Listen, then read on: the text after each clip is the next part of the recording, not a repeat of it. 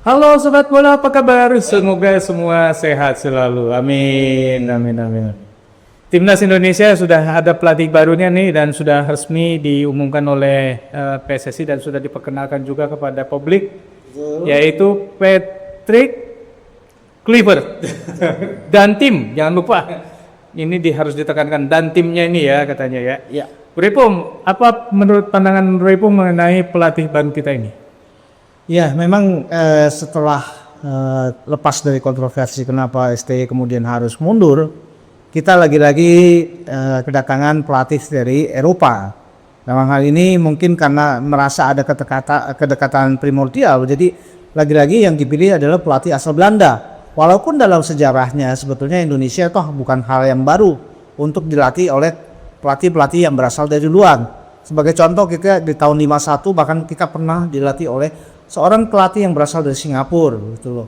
Kemudian kalau kita rentetannya melihat perkembangan dari secara historis ya, dari pelatih-pelatih dari Eropa, kita pernah kedatangan pelatih dari Yugoslavia waktu itu, kemudian ada dari Austria, dari Belanda, kemudian dari Argentina, dari Spanyol, juga dari Austria dan segala macam, Inggris, Skotlandia. Jadi ini bukan hal yang baru sebetulnya ya.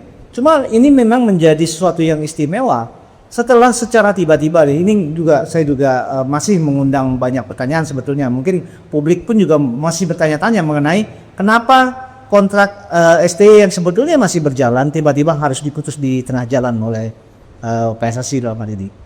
Ya memang kalau kita dengar dari selentingan dia ya, kronologis itu sempat beredar juga di berbagai sumber media ya, dan itu kan menyatakan bahwa ada ketidakharmonisan di ruang ganti ya, dan itu juga selalu disampaikan oleh Ketua Umum PSSI Erick Thohir bahwa ada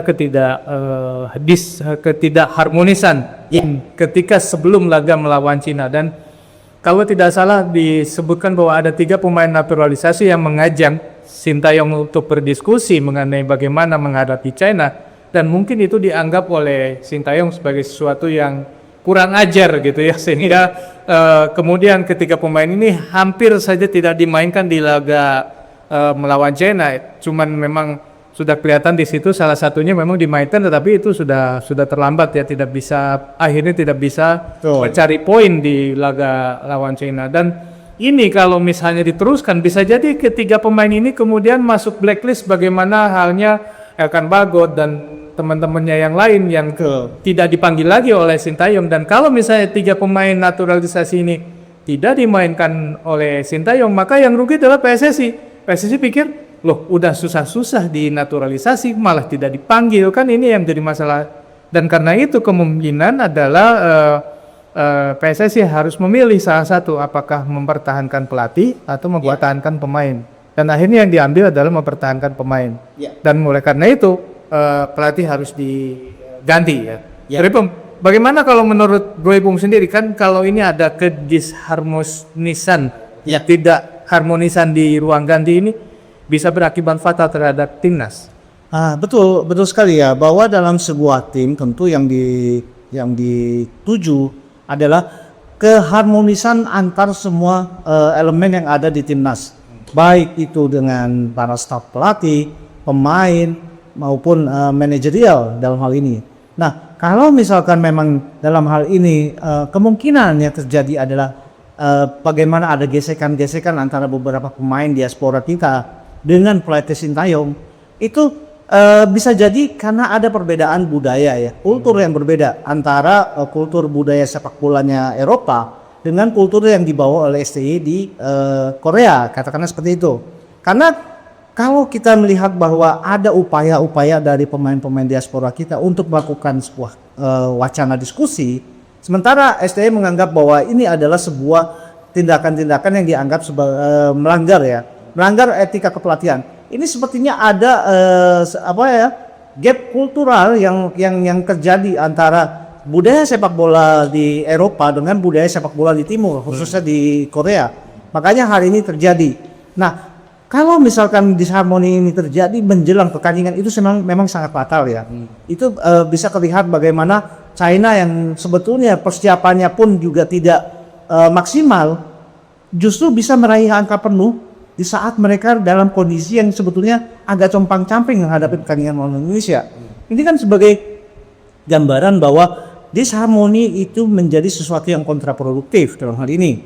Nah, kalau itu yang terjadi, memang dalam hal ini PSSI dalam sebuah dilema yang besar.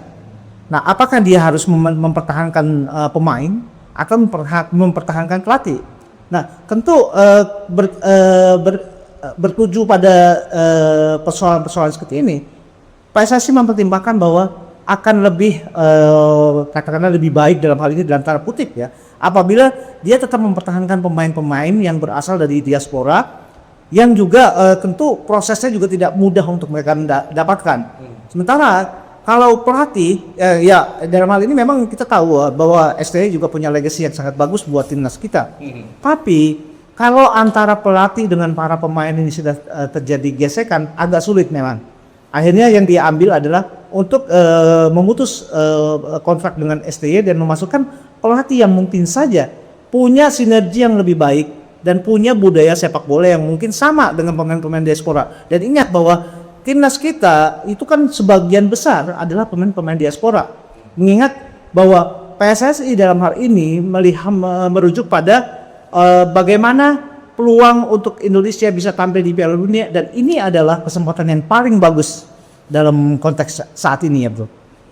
Nah ini kan kalau kita lihat lagi kepada laga yang melawan Arab Saudi ya, di mana kita Indonesia sempat berhasil memenangkan laga ini ya. Padahal kan ini adalah setelah laga China ya, setelah laga Jepang juga yang notabene ini harusnya kan memang di bawah kepelatihan Sintayong. Tapi ada sumber-sumber yang mengatakan bahwa setelah disusun sebuah rencana untuk melawan Arab Saudi, kemudian pemain sendiri, para pemain saja tanpa pelatih, mereka melakukan meeting ya, melakukan koordinasi di antara para pemain.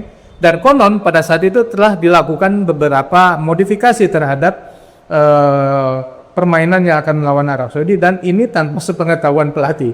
Dan ketika permainan memang berlangsung dan kemudian di babak pertama Marcelino bisa mencetak gol 1-0, maka di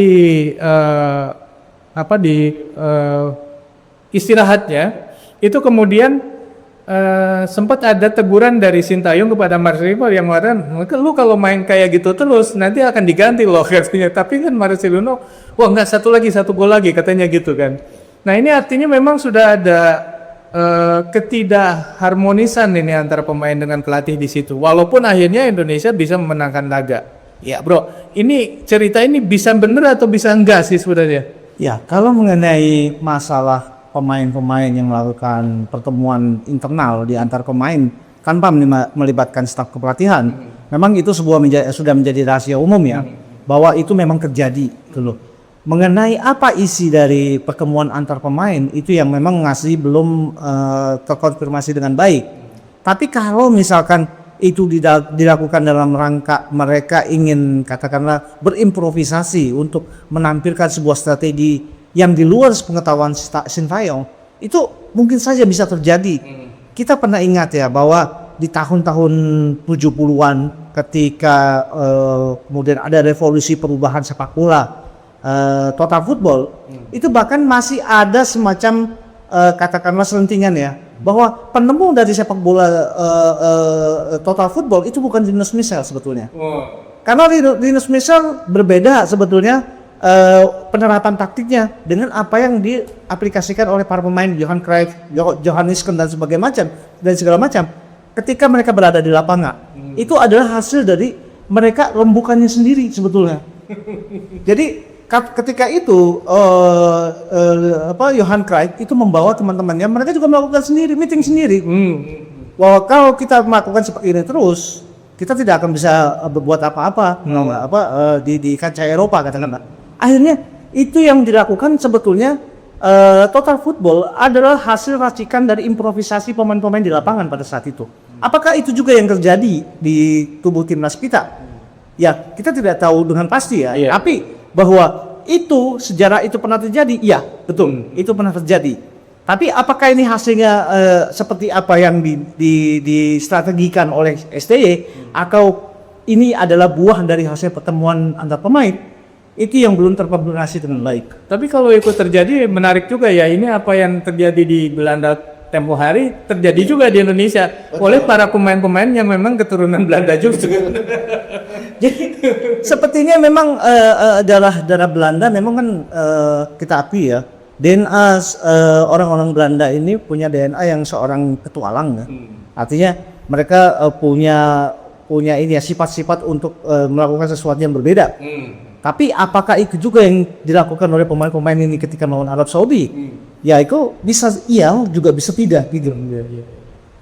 Oke, ini menarik sekali ya bahwa kronologis inilah yang kemudian membawa Sintayong mengakhiri kerjasamanya dengan PSSI dan kemudian harus diganti.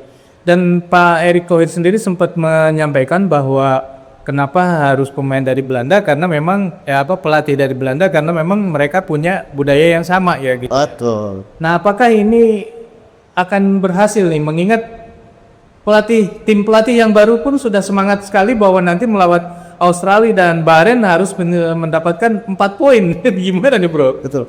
Saya sih masih punya keyakinan ya. Pertama gini, bahwa apa tindakan yang dilakukan oleh PSSI untuk menghentikan kontraknya STY tentu dengan pertimbangan yang sangat matang.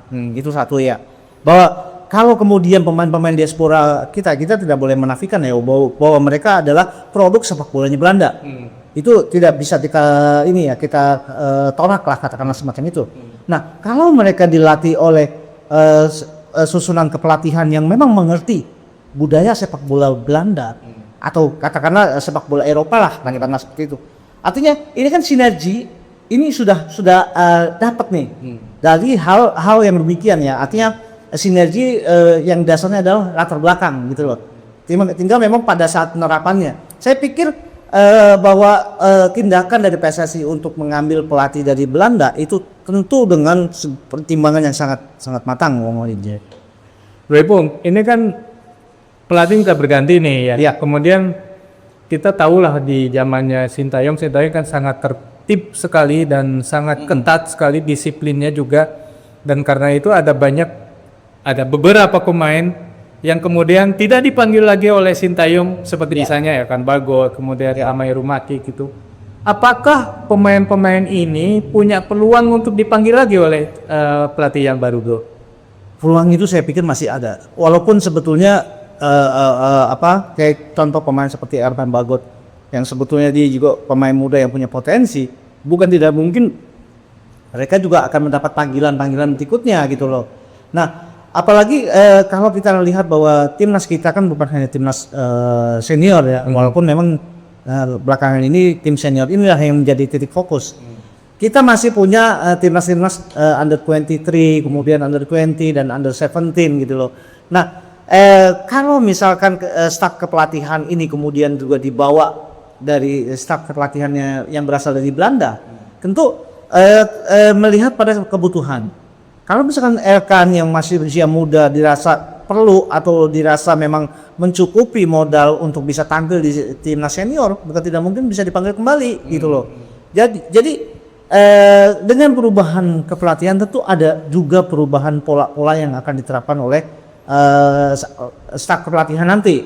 Jadi saya sangat yakin ya bahwa tentu pola-pola STY mungkin tidak selamanya semua disingkirkan. Ada hal-hal baik dari STY yang mungkin akan dipertahankan. Karena biar bagaimanapun STY sangat berkontribusi terhadap perkembangan sepak bola nasional. Terutama sekali masalah kedisiplinan. Itu satu. Kemudian masalah mentalitas. Sebetulnya dua hal inilah yang sebelumnya itu selalu menjadi masalah di timnas kita. Berganti-ganti pelatih yang berasal dari Argentina, Spanyol, Belanda, Jerman, kemudian Austria, Singapura, tapi mereka rata-rata terganjal dengan persoalan disiplin dan persoalan mentalitas. Nah, ketika STY masuk, dia merubah mindset itu. Dan Indonesia tumbuh dan berkembang menjadi timnas yang tangguh dari sisi mentalitas itu tadi ya. Jadi sebetulnya kalau mentalitas ini sudah dimiliki oleh timnas sekarang, ini bukan tidak mungkin bahwa pelatih yang sekarang ada, apalagi mereka juga mengenal sepak bola yang sama, itu kerjanya akan lebih mudah dan lebih tertata lagi gitu. Oke Sobat Kula, kita akhiri dulu ya, kita lanjut ke video yang akan datang dengan tema yang sama. Tapi sebelum kita lanjut ke video yang akan datang, coba menurut Sobat sendiri, apakah layak dengan informasi yang ada sekarang yang sudah berkembang bahwa STY itu terjadi disharmonisasi dengan pemain sehingga layakkah STY untuk diganti? Silakan tulis di kolom komentar. Sekian dulu obrolan kita lanjut di video yang akan datang. Sampai jumpa, bye. Thank you bro.